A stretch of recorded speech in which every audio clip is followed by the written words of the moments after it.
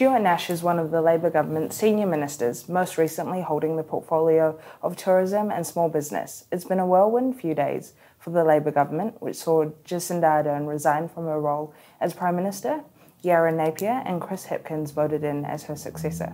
Welcome, Stuart. Thanks, Astrid. Good to be here. So a week is a long time in politics, as they say. Were you surprised by Jacinda's resignation? Blown out of the water. So we had our away caucus in Napier this year, and Cabinet was meeting at 7:30 a.m. on Thursday morning. I thought it was to talk about an election date, which we had discussed in Cabinet pre-Christmas, and then Jacinda dropped this bombshell that she was resigning.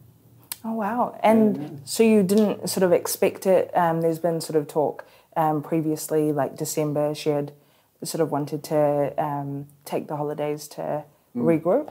Look, there were always rumours around. She's been under enormous pressure. I mean, first of all, you had March 15th, which she managed incredibly well, but a very precious situation. Then, of course, it was Whakaari White Island. We had a whole lot of people die there. And then, of course, COVID, which has taken a massive toll on Jacinda. And then, of course, we've got, sort of precarious economic situation at this point in time. So, she's a leader who has been under an enormous amount of pressure almost constantly for 5 years. And what we have seen is she's become a lightning rod for the sort of disaffected, very, very small minority of quite nasty people. So wherever she goes, and we saw this in Napier, unfortunately, you get people, acting in a way that I think makes the vast majority of New Zealanders feel very uncomfortable. And most of us don't want to see this in politics. But she gets it wherever she goes. I think she's just decided it's time, to be a mother, to take a different direction. I have absolutely no doubt we will see Jacinda on the global stage in some way, shape or form in the not too distant future.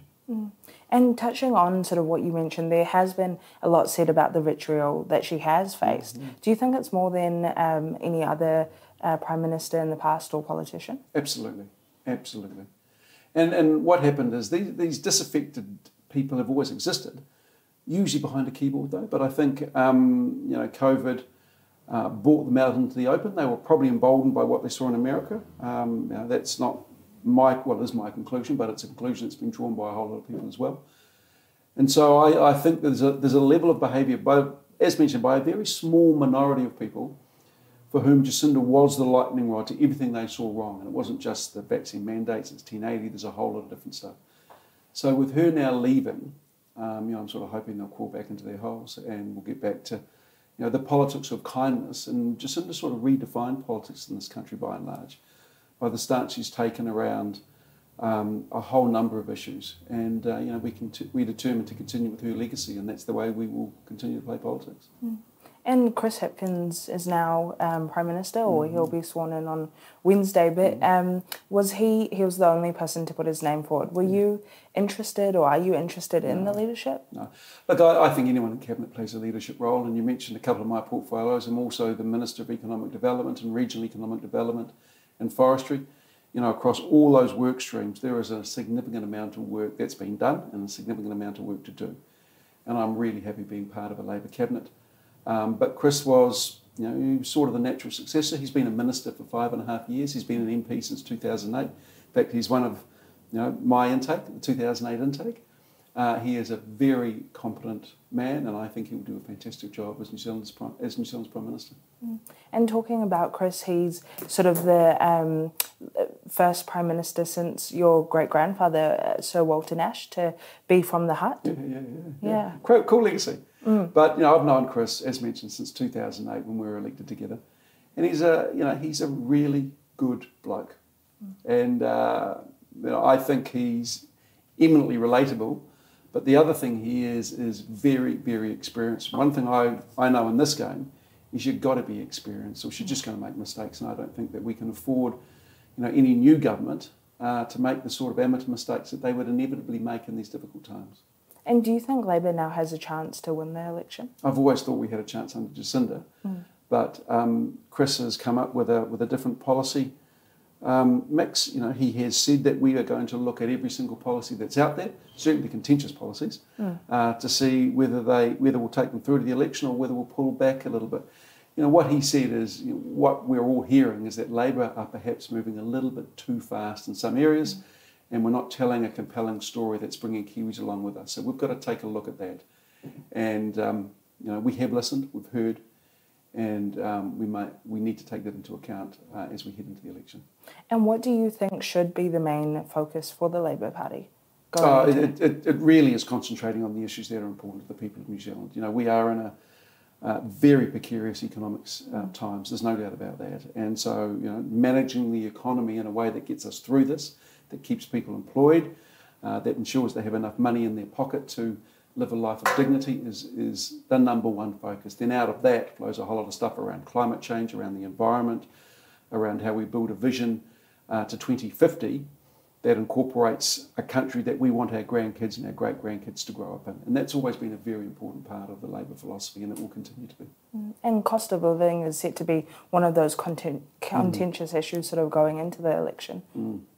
We've got in Grant Robertson, again, we've got a minister who's been the Minister of Finance for 5.5 years, incredibly well networked globally, but also completely over the issues. And as a cabinet, we debate these issues regularly, and we're always looking for solutions that will help Kiwis get through this cost of living crisis. Everything I'm reading is saying that inflation is beginning to come down around the world. Obviously, the great unknowns are things like the war in Ukraine and the impact that's going to continue to have on diesel and petrol prices and foodstuffs, etc. But it looks as if inflation is coming down in the States a little bit. It appears that people have stopped spending in New Zealand to a certain extent. That's always risky, but certainly we haven't got the inflationary pressures here that we domestically that perhaps we've seen in the past. But the government has a really important role to ensure that we get through this. And I think, no matter what the crisis has been thrown at us in the last 5.5 years, we've managed it in a way that has seen us through, and we'll continue to do that. And going back to your portfolios, you're now acting police minister, taking over from Chris Hipkins, and it's a role you've once had. What do you see? What's your priority for that? Look, we have a compelling story to tell in police. As mentioned, I was Minister of Police for 3 years. I oversaw the greatest increase in police numbers in this country's history. We have got phenomenal men and women on our front line that work incredibly hard to keep us safe. I'm keen for the police to tell that story a little bit more, because that's sometimes lost in the rhetoric from one side, and I think police can tell a much better story around the interventions they're putting in place, both to prevent crime but also solve crime. I remember when I became the Minister of Police, we had this aspiration of having 1,800 new officers, and at that time the head of corrections said to me, with 1,800 more officers, we're going to need to build bigger prisons. I said, we're not. I guarantee you that more police will mean less crime because there's more police working in our communities. He said, I just don't buy that. 3 years later, he came to me and said, you know what, I was wrong. More police means less crime because the police are out there being proactive. What we are seeing at the moment is some very high-profile instances in ram raids, for example. Police are over this, there's no doubt about that, but I would like police to be a lot more forward in telling the people of New Zealand the successes they're having in this space. Well, talking about the ram raids, just this morning there was a ram raid in Napier on Emerson Street, the third in 2 weeks or so. The government has been attacked for being soft on crime. What do you say to that? This government is anything but soft on crime. In fact, when I was Minister of Police again, we significantly increased the penalties for gun crime. And actually, the National Opposition voted against that. So I find it a little bit rich saying that we're soft on crime when they voted against the one bill that actually significantly increased the penalties. We voted against 3 strikes because I fundamentally believe, and the party fundamentally believes, that the discretion around sentencing should be with the judge. The judge is the expert in this case. What I would like to see, though, is these young offenders really held to account. Because some of these young offenders are as young as 13 years old. So they're really young in the grand scheme of things. They are, and I don't think any Kiwi wants to see a 13-year-old in jail, but it's the interventions that are put in place to ensure that these young people have access to education, that they are held to account, but in a way that ensures or allows rehabilitation as opposed to a fast track into jail. But one thing that I don't think is working, and we've certainly moved away from, is just sort of a slap over the wrist with a wet bus ticket. We need to have interventions in place, And there are really good people in our community, didn't so right as a classic case, who are working with the police to come up with solutions to give these kids options, but also to ensure that one bad mistake as a youth, and it's ram raiders. This is terrible, certainly for business owners, and we want them to feel safe. But this doesn't lead to a life of crime. So there are interventions that we believe we can put in place that can address this. And what are you doing for the small business owners who are struggling? Well, actually, you mean in terms of crime? So there's a decent pot of money that myself and Minister Hitkins, as the Minister of Police, and me as the Minister of Small Business, put out there. Basically, small business owners can apply to install a fog cannon. We'll pay 50% of the charge, and we will ensure that these are rolled out. Now, that's a preventive measure. Now, when I was the Minister of Police, we rolled these out. I mean, I think under National, they bought them in, but one person had taken up. When we rolled it out, we highly subsidised it. Again, to the point when I finished with that portfolio, or I hand that portfolio over, in every single instance where a fog cannon had been set off by the owner, nothing had been stolen and no one had been injured. But we've got to look at these dairy owners working with police. I am very keen to have tobacco taken out of dairies, if I'm honest with you. And I remember when I was Minister of Police saying this, and the dairy owner said, "Oh no, you can't do that because for some dairies that's 40% of our revenue." Well, my view is you can't have it both ways. But I do not think that dairies should sell tobacco. I genuinely believe that if we're going to sell tobacco, then it should be in a sort of a lockbox. So think of a vending machine, right, outside a dairy. I think that would take away a lot of the risk, not the only risk, of course. But let's look at why these people are committing these crimes, what they're after, the products they're after. A lot of the time it is tobacco. So let's work with the sector to come up with solutions around that area. And of course, we have our smoke-free policy as well, which will drive a lot of this. Yeah, and already in some dairies, you can say that they are being locked away. What's happening is they're being locked away behind the counter, right? So you enter into the shop and there's a big cabinet behind, which is a big lockbox. What I would like to see is some form of lockbox outside the dairy, so you don't even enter the dairy. You know what I mean? And what this may look like or what form it takes, we can discuss. But I think remove that out of the dairy. So if you're going to buy, or really limit the places where tobacco can be bought. Okay, and speaking of the police portfolio, is that something that you hope to carry on with, not in an acting position? Look, the new Prime Minister, Chris Hipkins, is still to have conversations with senior cabinet ministers, or with all cabinet ministers, I must say. And so, at this point in time, I've loved being a member of cabinet for 5.5 years. I've loved the portfolios that I've had. If he would like me to continue with police, I'd be very happy to. If he feels that it should be given to another minister, then of course I'll back him 100%. But I did enjoy the portfolio when I had it for those 3 years. But having said that, I love the portfolio mix I've got at this point. But I can tell you, in politics, being in cabinet is the ultimate. It's a real privilege and an honour to serve in any cabinet, and to have had the experience that I have had is sort of why you get into politics. And how long do you see yourself in Parliament? A lot of that's to do with the good people of Napier, of course. But I've always said the day I wake up and believe that I can no longer make a difference, that's the day when I say maybe it's time to move on. Or the day I lose my passion is the day I hang up the boots and say time for someone else to come in. But at this point in time, I'm still really enjoying it. Yeah. As Chris did mention in his interview, it's tough on families. I leave home first thing Monday. I'm often not home until Friday. All day Sunday, for 12 to 15 hours, I'm reading all my cabinet papers and portfolio papers. On Saturdays, I try and take that off for family days. But that's 1 day a week, and I'm not around a lot of the time. So I try and see my kids' sports on Saturdays and try and interact in a way. But we're about to start our street corner meetings again, and I've done street corner meetings over this electorate since 2008, and it's one of my sort of things I love because it keeps you in touch with the issues that are important to the people of Napier. And I haven't done them since COVID because of various reasons. COVID is still sweeping through our communities, and there's no way I wanted any of my street corner meetings to be spreader events. But we feel the time is probably now right to start them again in a way that's safe. And what are the issues facing Napier? Napier has a number of the issues facing Napier are issues that are facing the rest of the country. Obviously, the cost of living is big here. We are lucky in the sense that anyone who wants a job in the city can have a job. There is plenty of employment around here, there's no doubt about that. I would like to see unemployment fall a little bit in this region, but as a region, we've been, well, I'm talking about Hawke's Bay, obviously, opposed to just specifically Napier, but we have been either the number 1 or 2 regions over the sort of per quarter over the last sort of 2 or 3 years. So we've performed very well.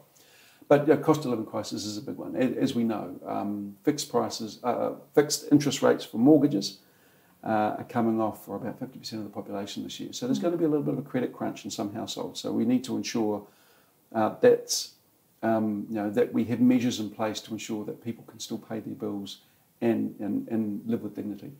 Crime, I don't think that's as big an issue as the media paint it out to be, but I still do think it is an issue that we need to get in touch with and on top of. And even though I haven't been the Minister of Police for 2 years, every month I meet with the District Commander to talk about issues that are important in Napier, and I think our police in Napier, in fact in Hawke's Bay, but in Napier have done a superb job in addressing the issues that have been important. Housing is another big issue. There's a lot of houses being built in Hastings. A lot are being built in Napier. We need to continue that building program because the last thing we want to see is our motels filled with people who should be in transitional or state houses. So that will continue. Probably the big three waters. I do not think that people understand the value proposition around three waters, and that's our fault as a government. Again, we haven't told a compelling story around why this is important. And so, any policy that impacts upon local ratepayers and residents, any central government policy, we need to do a better job at communicating that. And so one thing that I'll be doing is trying to tell that story, trying to find key advocates to tell that story in a way that people go, okay, I now get it. Okay, and talking about Three Waters, the Hawke's Bay's mayors have been pretty vocal in sort of campaigning for a regional structure that has largely been dismissed. Are you supportive of that? No, I wasn't. I was supportive of the proposal that the government came up with. The thing is if the region's mayors had come up with their regional proposal, 4 or 5 years ago, then they might have got a whole lot of buy-in from central government. What happened is, we're in big trouble in this country. We reckon there's about $180 billion infrastructure deficit in our pipes in the ground. That means that, you can't guarantee that you're going to get fresh drinking water. And I think that is the right of everyone living in a country like New Zealand. And that's the reason why the government's taken this over, because the level of infrastructure rebuild across our towns and cities just wasn't happening. And, what was happening in local government, I'm quite critical of this, is you would get local politicians, you get one person standing up and saying, we have a real issue here, we need to address this. In order to do this, I'm going to increase your rates by 10%, even though your house prices have increased by 50%. You'd get other politicians standing up and say, if you vote for me, I won't increase your rates by greater than the rate of inflation. And as they say, turkeys don't vote for Christmas. You're never going to vote for someone who overtly has said, I'm going to increase your costs. As a consequence of that, councils just haven't had the money to invest in a way that I think our communities deserve. So the government's taken it over and said, we will now invest the money necessary to ensure that all Kiwis have fresh, clean drinking water. And you have kind of been criticised by the process in which Three Waters has gone through. Is that something that you and the government are going to be focusing on before election? Well, again, the new Prime Minister, Chris Hipkins, has said we're going to have a look at all policies that are out there and see what's on the table, what's off the table, see what we need to communicate better, see how we can do things better. And so I don't know at this point in time if Three Waters is going to be one of those. It certainly is contentious. We understand that as a cabinet well and truly.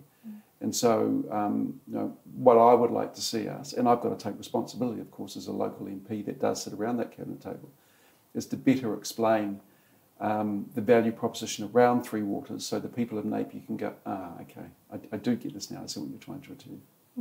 And as you did last time, your opponent, Katie Nimmin, is going to say you don't spend enough time in your electorate. What do you have to say about that?